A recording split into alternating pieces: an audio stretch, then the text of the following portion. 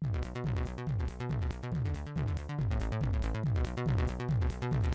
am Lisa Shuble. I'm an executive producer here at Fox 19. I have been doing this since 1989.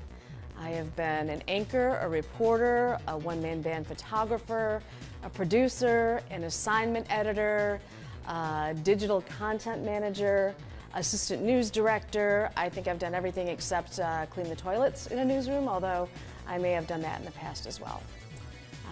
I have been doing this so long. The business has changed incredibly over the past 3 decades. Ugh, it pains me to say that I've been doing it that long, but one of the biggest changes that I've seen has recently happened probably in the last year or so with the way the press is viewed when it comes to politics and fake news.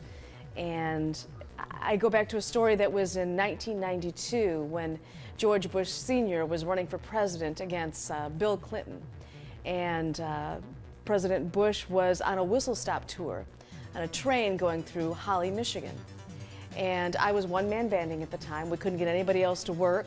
It was a weekend, and who wanted to work on a Saturday? Well, I did, because it was an opportunity to see our president running against Bill Clinton. So I was there up standing with the rest of the press, the NBC, the ABC, the CBS.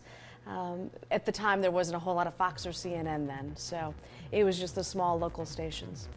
And I had given my dad a baseball cap from NBC News. I was working for an NBC affiliate, and we get what's called swag, so we get a lot of free stuff.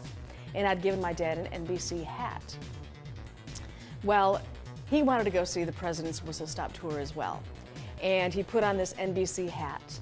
And I had to get there hours prior because you have to be swept by dogs and, you know, the whole security.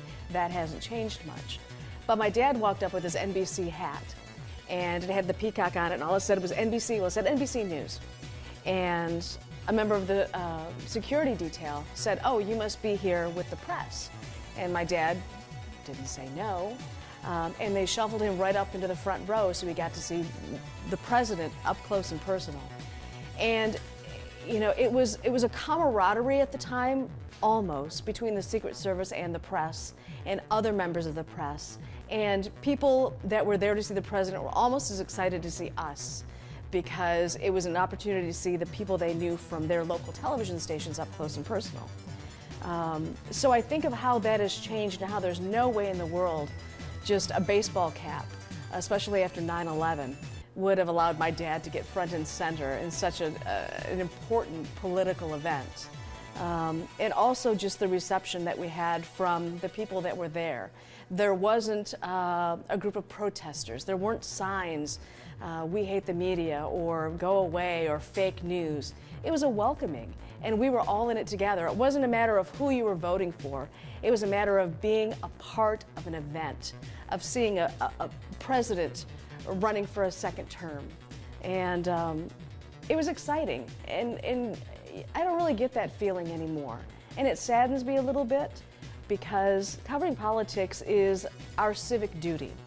And it's what we can do best if given the opportunity. And I don't see those opportunities as much anymore. We are more of the fake news bad guys.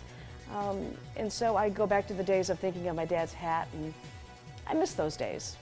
And I miss that hat. It's probably in a garbage bag somewhere, but it did the job at the time.